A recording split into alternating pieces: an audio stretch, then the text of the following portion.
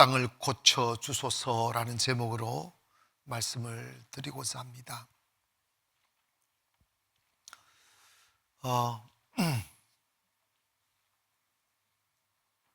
성경에 보면 예수님의 오심을 이사야는 God with us, 하나님이 우리와 함께 계시다 함이라고 그랬어요. 근데 요즘은 코로나 with us입니다. 코로나가 우리와 함께 하십니다. 정말 질긴 코로나입니다. 코로나로 인해서 참 세상이 많이 바뀌었어요. 좋게 바뀐 것보다도 안 좋게 바뀌는 게 너무 많습니다. 신종어들이 생겨났잖아요. 거리두기, 비대면 이런 이야기들. 근데 방역이라는 이름 때문에 거리두기를 할 수밖에 없는 상황이었는데 그로 인하여 만들어진 부작용은 셀 수 없이 많이 있습니다. 가장 무서운 것은 인간관계가 깨어졌어요. 사람은 사람을 가까이 하고 사람과 사랑을 나누며 얼굴과 눈을 보면서 대화를 해야 되는데 거리두기 하는 사람을 못 만나는 거예요.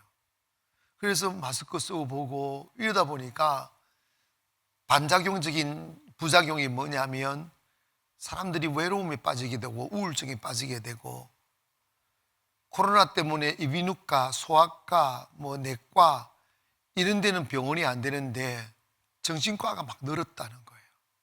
이게 뭐냐면 우울증에 걸린 사람들이 그렇게 많다는 거예요. 또 비대면이 가장 나은 큰 부작용이 비대면 예배라는 신종어를 낳았어요. 네, 실제로 성경적으로 보면 비대면 예배라는 단어 자체가 없는 것이고 그건 온전한 예배가 될 수가 없어요. 예배는 대면이에요. 하나님과 먼저 대면하는 것이고 성도와 성도 간의 코이노니아, 대면적 교제가 있어야 되는 것이고 또 여러분 사랑은 접촉해서 오는 건데 서로 눈 보고 대화하고 서로 같이 먹고 해야 되는데 이런 것들이 다 깨어져 버리는 거예요. 그래서 사람들이 소리 없는 외로움과 고독 속에 시들어가고 있습니다. 그리고 경제적인 손실로 인해 소상공인들이 꿈꾸며 시작했던 사업장의 문을 닫을 때 그 무너짐의 마음의 고통, 그리고 소상공인이라 해서 처음부터 사업한 사람들이 아니라 평생 직장 다니거나 이렇게 모으고 모은 마지막 돈을, 종잣돈을 다 털어가지고 노후를 생각하며 놀 수는 없으니까 시작했던데 이 코로나 딱 맞아가지고 모든 투자했던 돈 다 날리고 이제 희망조차 없이 주저앉아 버린 사람들이 너무 많다 보니까 통계조차 낼 수 없는 상황에 이르렀습니다. 교회도 이 비대면 예배가 강조되고 예배가 방해됨으로 인해서 통계를 냈는데 12,000개 이상 교회가 이미 교회 문을 닫아버린 거예요. 예배 자체를 안 드리고 그리고 성도들도 너무나 많은 150만 명 이상 되는 성도들이 교회를 떠났다는 거예요.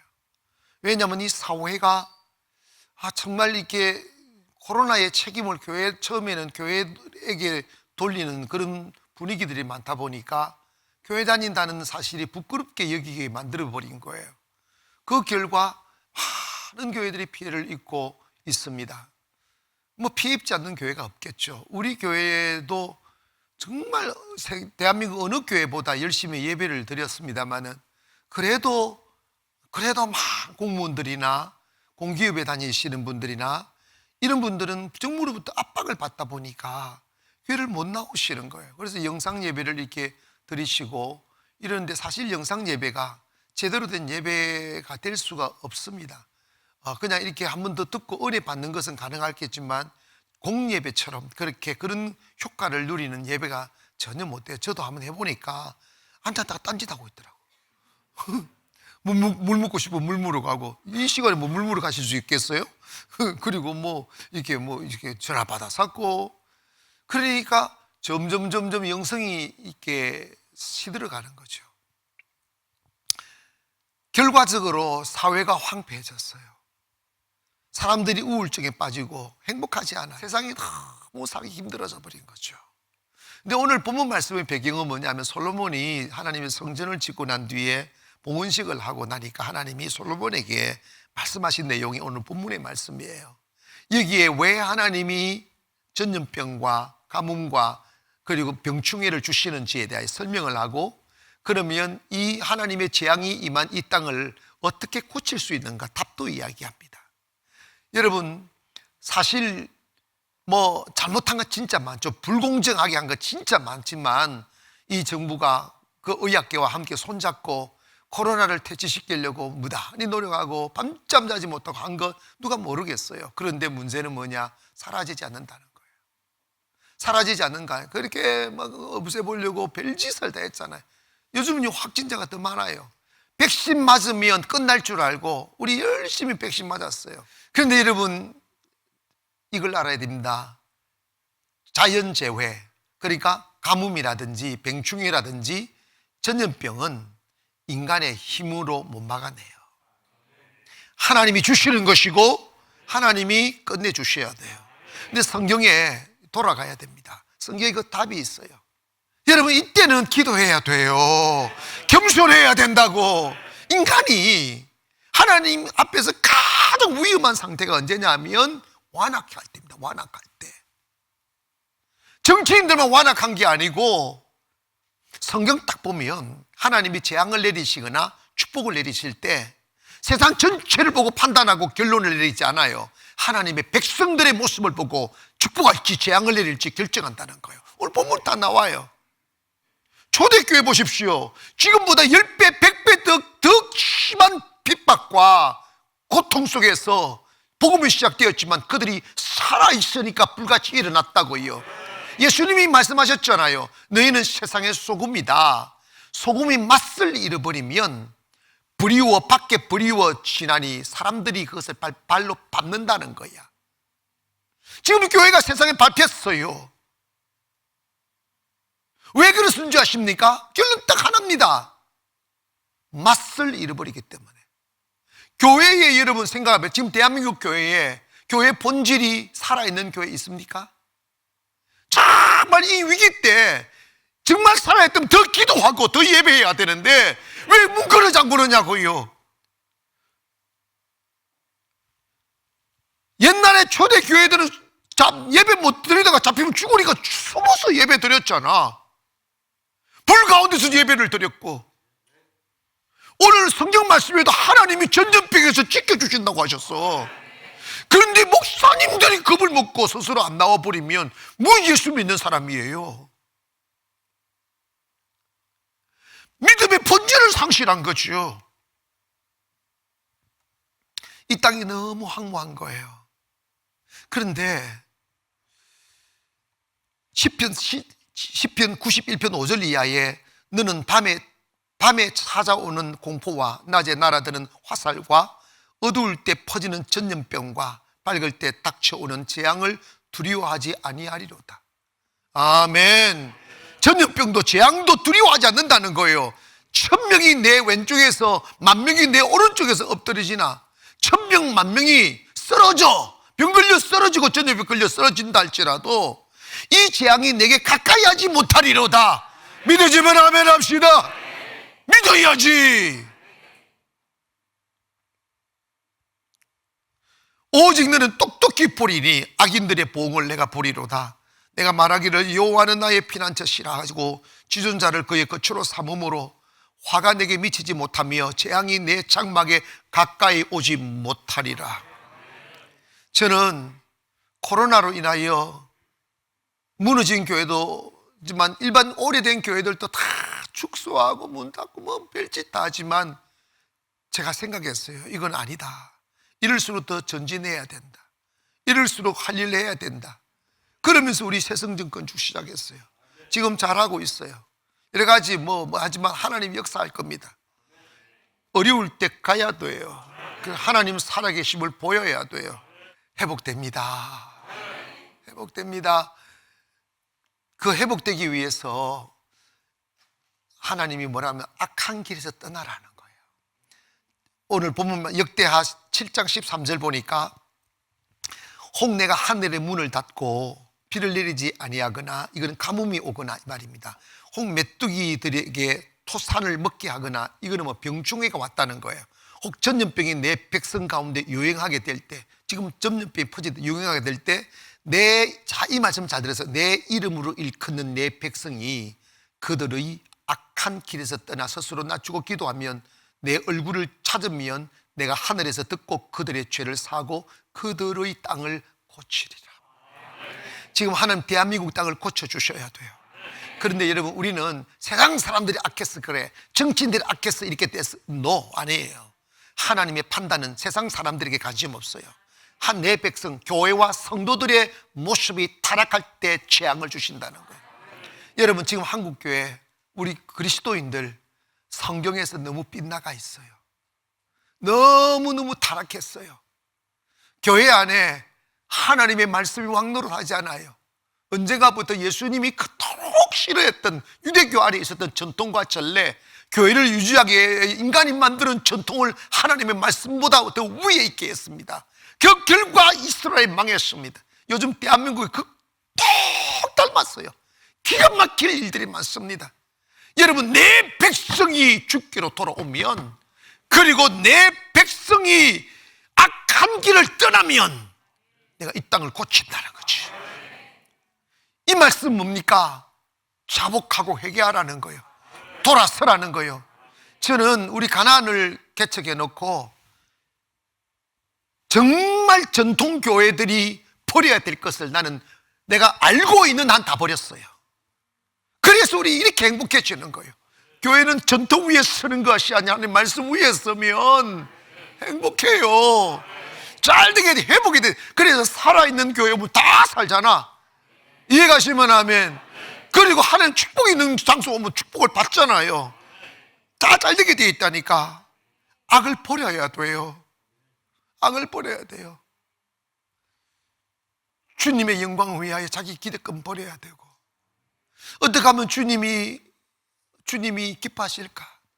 하나님, 여러분 봐봐요. 우리 교회가 지금 대한민국에서 가장 핫한 교회잖아요. 근데 왜 하나님이, 목사님도 그래요, 왜 하나님이 성도 가난교회만 축복하느냐고. 이유가 있어요. 이유가 분명히 있다니까. 이유가 뭐예요? 나도 모르겠어요. 예배. 우리가 여러분 이 코로나기에 단 하루도 빠짐없이 우리 예배를 지켰어요. 그 중에 그 일을 할 때 저는요, 어떤 일을 결정할 때 가능하냐 가능치 않느냐, 내게 유익하냐 유익하지 않느냐, 이건 전혀 고려의 대상이 아니에요. 정말 저는 이게 하나님의 뜻인지 아닌지만 판단해요. 하나님의 뜻이면 불가능해도 부르짖어처럼 밀고 가고, 하나님의 뜻이 아니면 과감하게 거부하는 용기가 있었어요. 이게 굉장히 중요한 이야기입니다. 교회가 폼 잡는 곳도 아니고 세상 자랑하는 것도 아니고, 교회가 하나님의 영이 떠나고 하나님 역사하심이 없으면 그건 이미 죽은 거예요. 여러분, 초대교회가 그토록 핍박을 당해도 생명이 있으니까 살아나듯이, 코로나 때문에 문 닫았다, 그건 이미 죽은 교회예요. 내버려두면 이미 죽어 있는 거, 껍데기만 있는 거, 알맹이가 뭐가 있어요. 여러분, 정말 우리가요, 이 코로나의 전국에서 벗어나려면 이제 과학으로 안 된다는 걸 인정하잖아. 방역으로 안 된다는 인정하잖아요. 이 사람들 하나도 안 되니까 위드 코로나라는 말을 만들어낸 거야. 비스무리하게 실패한 거예요. 그러면 이거 누가 막을 수 있어요? 전염병은 하나님이 주시는 것이고, 이스라엘 백성들이 전염병으로 죽어갈 때 이스라엘 백성이 다 금식하며 기도하니까 전염병을 하나님이 싹 사라지게 만드는 거예요. 이 한국 교회가 죽었다는, 많은 교회들이, 다는 아니지만 많은 교회 죽었다는 의미를 내가 어떻게 알고 있느냐 하면, 이토록 나라가 어려워지고 세상으로부터 짓밟히고 전염병으로 인해 이곳저곳서 망해가고 있는데 교회들이 일어나 기도하자는 사람들이 없어요. 기도 운동이 벌어지지 않는다니까. 돌이 꽁꽁 끌어 잠그고 있잖아. 이게 죽었다는 거예요. 저희 교회는요, 항상 국가적인 위기가 있을 때 전교인 금식 기도를 했어요. 그리고 여러분, 지난주인가 그 전주에가 우리 코로나 이게 나라를 위해서 3일 금식을 또 했잖아요. 전교인 했어요. 그래 한 200~300명 이상이 지금 금식했어요. 그렇게라도 해야지. 어쨌든 주 앞에 계속 또 주님께 돌아간 악한 길을 버려야 돼요. 할렐루야. 여러분, 이 땅 고치는 비결이 뭐냐? 우리가 악을 버려야 돼. 거짓을 버리고 죄악을 버리고 하나님께로 돌아가는 운동. 두 번째로 스스로 겸비하라는 거예요. 겸비라는 말은 humble before God, 이러면 하나님 앞에서 낮아지는 거예요. 엎드리는 거예요. 여러분, 이사야 55장 6절 보니까 너희는 여호와를 만날 만한 때에 찾으라. 가까이 계실 때에 그를 부르라. 악인은 그의 길을, 불의한 자는 그의 생각을 버리고 여호와께로 돌아오라. 그리하면 그가 긍휼히 여기시리라. 우리 하나님께로 돌아오라. 그가 너그럽게 용서하신다. 어떤 죄를 범하고 어떤 장애물들을 가지고 있을 주님께 돌아가면 하나님 너그럽게 용서해 준다. 하나님 용서하시는 분이에요. 그래서 하나님이 good father, 좋은 아버지라고. 여러분, 그런데 사람이 완악해지면 하나님을 두려워하지 않아요. 그게 죽는 거예요. 그건 망하는 거예요. 설령 우리가 죄가 많고 하나님으로부터 멀리 떠나왔었어도 하나님이 돌아오라고 손짓할 때 부끄러움 마다하지 않고 주 앞에 다가가는 거예요. 주님, 나는 죄인입니다 말하며 주 앞에 엎드리는 거예요. 요즘처럼 힘든 시대가 어디 있어? 그러면 우리가 만약에 우리 선조들이었더라면 벌써 산에 들에 가서 막 비늘을 뒤집어 쓰고 산기도 하기 시작했을 거예요.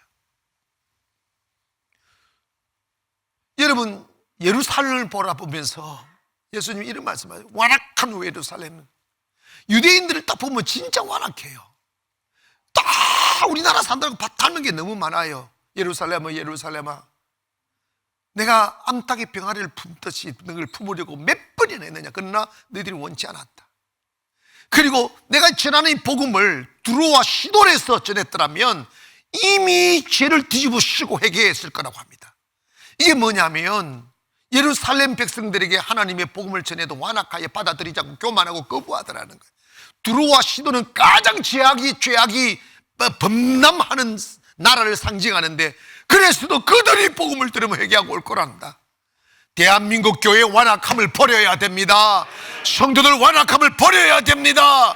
이럴수록 하나님 앞에 엎드려야 돼요. 하나님 엎드리면 용서하신다는 거예요.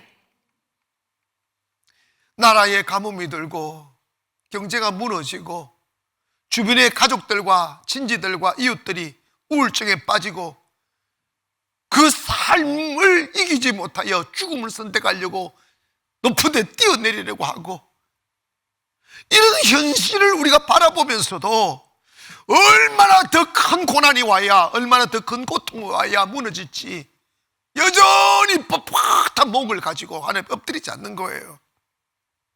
내일부터 우리 50일의 기적 회복이지만 하나님 엎드리는 거예요. 민족의 짐을 지고 엎드리고, 할렐루야, 나라의 짐을 지고 엎드려야 됩니다. 이 나라를 짊어지고 가는 정치인이 아니고 그리스도인이라고요.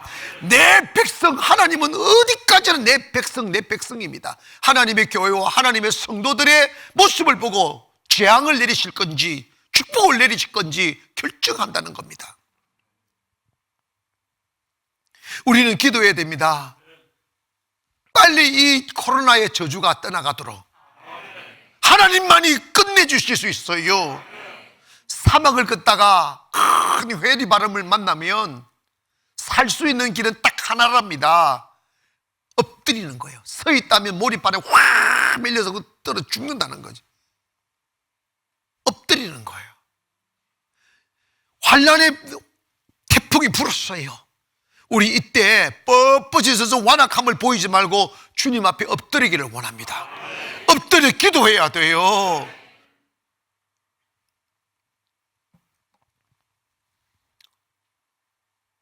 제가 목회하면서 저도 경험한 바 있고 많은 성도들의 모습을 보면서 교회 오실 때는 다 망가지고 희망 없고 다 찌그러지고 소망이 없는 모습으로 오셨는데도 불구하고 그냥 교회가 가는 곳으로 기도하면 기도하고 예배하면 예배하고 그 자리에 머무는 사람들 보면요, 하루 얼굴색이 바뀌어 환해진다니까. 그러면 내 영혼이 회복이 되고 내 심령이 회복이, 현실도 회복이 되게 되어져 있어요. 때문에 여러분, 이 황폐해진 이 땅을 바라보면서 우리 다시 한번 엎드리기를 바랍니다. 누군가가 하겠지.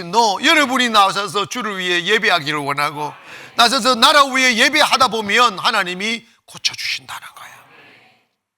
마지막으로 하나님이 우리에게 전염병으로 인하여 재앙과 전염병에 고통당하는 이 나라를 위하여 해야 될 일이 뭐냐면 하나님의 얼굴을 구해라는 거예요. 고백합시다. 하나님의 얼굴을 구하자. 아멘. 여러분, 예수님이 하나님이신데 예수님이 이 땅에 오심에 관하여 말씀하면 빛이 세상에 왔으되 세상이 빛을 미워하더라 그랬어요. 빛을 제일 싫어하는 게 뭡니까? 어둠이에요. 사람의 마음이 어두워지면, 영혼이 병들게 되면 하나님 앞에 나오기가 싫어져요. 예배가 싫어지고 기도가 싫어지고 말씀 듣는 것이 싫어져요. 그런데 이게 영혼이 살고 빛이 싹 들어오면 어둠이 어두워서 불안하고 두렵고 죽고 싶고 이 자살 충동, 이거 내가 아는 게 아니에요. 어둠의 영이신 영인 마귀가 우리에게 주는 충동이라고. 그걸 이겨내야 됩니다. 살면서 고난당하지 않고 사는 사람 누가 있어요? 한두 번 역경당하지 않은 사람 누가 있어요? 그때만 다 죽으면 이 지구 땅에 살 사람 몇 사람이나 있겠어? 별것도 아니고 그런다니까. 요즘 아이들이요, 엄마 아빠가 말을 못한답니다. 왜냐 했더니 몇 마디 안 좋은 소리 하면요, 그냥 생각지도 않고 그냥 방문에 뛰어내리려고 한단다. 자살 충동이 너무 많은 거예요. 그러니까 아이들을 보기가 너무 두려운 거예요. 죽을까봐. 그래서 여러분, 어떤 가정을 보니까 창문을 다 이렇게 못을 박아놨대. 못 뛰어내리라고. 이게 삶이냐고요. 약해 빠져서 그래요. 여러분 있잖아요, 이번 50일의 기적을 통해요, 정말 힘있는 장사처럼 튀어나와서 주의 얼굴을 구하기를 주의 이름으로 축원합니다. 주님, 나 여기 왔습니다. 나의 기도를 들을 사이 땅 고쳐달라고, 나의 기도를 들은 이 민족 고쳐달라고, 이 민족의 죄를 용서해달라고. 아무 죄 없으신 예수님이 십자가에 못 박히셔서 그 죽음의 고통에서 피 흘리시며 죽어가는 영혼들을 살리기 위하여 저들의 죄를 용서해달라고 몸부림치며 기도하셨던 그 영원 사랑의 열정이 우리 안에 들어와야 돼요. 여러분, 세상 사람과 불신 정치인들은 나라가 망가지든 백성들이 고통당하든 강 건너 불구경하듯이 하지만 우리 그리스도인들은 그럴 수 없잖아요. 우리 그리스도인들은 꿈을 가져야 돼요. 저는 정말 그런 상상이 들어요. 여러분, 통계에 의하면 우리나라가 세계에서 가장 빨리 없어지는 나라래요. 왜냐하면 인구 절벽이 이미 인구가 10년 사이에 10분의 1로 출산율이 툭 떨어졌어요. 상상을 초월합니다. 저는 정말 꿈이 있어요. 그 꿈이 뭐냐면 우리 교회에서 자라는 아이들, 위대한, 어떤 의미든 위대한 지도자 만든다. 그걸 위해서 우리 새선중도 짓고 그걸 위해서 지금 우리 꿈꾸미 가는 거예요. 될 것 같아요. 근데 엄청난 은혜가 있다니까. 그리고 우리 교회 아이들, 우리 교회만 오면 아이들이 바뀌어요. 우리 아이가 달라졌어요 이럽니다. 애기들이요, 힘이 생겨요. 힘이 생긴다니까. 저는 우리나라가 이 모양 이대로 가면 우리 아이들이 자라나 청년이 되는 시대는 너무너무 살기 힘든 세상이 되겠구나 하는 불길한 예감이 드는 거예요. 그래서 이걸 막아야 돼요. 그래서 제가 어린아이들 이렇게 기도해달라고 이렇게 오면 이 기도를 꼭 거의 해요. 하나님, 이 아이가 커서 살아가는 세상에는 행복할 수 있게 해달라고, 힘들지 않게 해달라고. 그러기 위해서 지금 살아가는 우리가 이 나라 지켜야죠. 우리가 이 나라를 이 나라가 잘 살고 하늘 축복받은 나라로 되게 만들어야죠. 최고의 애국은 기도입니다. 존 락슨은 이런 말을 했습니다. 기도하는 한 사람이 기도하지 않는 한 민족보다 강하다. 아멘. 그래서 메리 여왕이, 영국 메리 여왕이 이런 말을 했다는 거예요. 내가 영국 군대도 두렵지 않지만 존 락슨 목사님은 두렵다고 했어요. 근데 그분 기도에 제끼니까 기도를 못 이기는 거예요. 기도하면 나라 살립니다. 기도하면 가정 살립니다. 기도하면 자녀 살립니다. 하나님이 찾으시는 것은 기도에 사람을 찾습니다. 그래서 하나님의 얼굴을 구하는 거예요. 한때 우리나라 교회를 더듬었던 찬양이 있어요. 최규라 씨가 불렀던 찬양인데, 오늘 집을 나서기 전 기도했나요? 불러볼까요? 오늘 집을 나서기 전 기도했나요?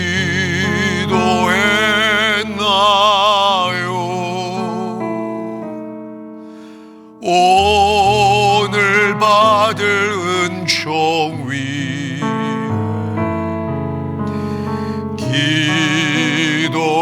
기도했나? 어려운 시험 닥칠 때 기도했나요? 어려운 시험 닥칠 때 기도했나요? 주가 함께 하시오면, 주가 함께 하시오면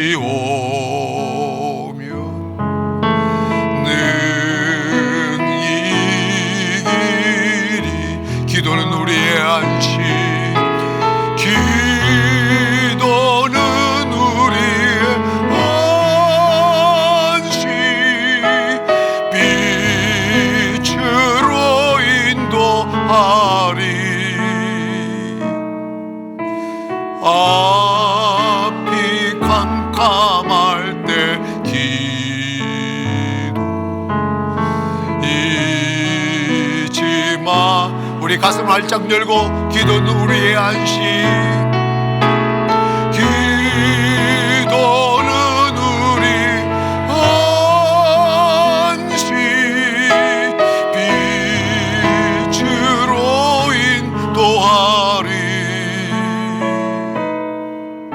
앞이 캄캄할 때 기도 잊지 마세요. 사랑하는 여러분, 위기를 만난 대한민국 호에 살아가는 우리들이 할 수 있는 일이 뭘까요? 기도입니다. 하나님의 얼굴을 구하는 거예요. 주여, 소경들이 외쳤지 않습니까? 주여, have mercy on me. 나에게 긍휼을 베풀어 달라고, 자비를 베풀어 달라고.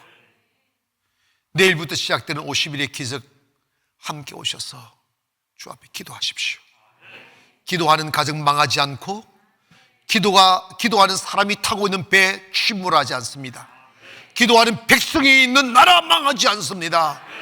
다른 교회, 다른 성도들에게 요구하지 말고 우리부터 하면 됩니다.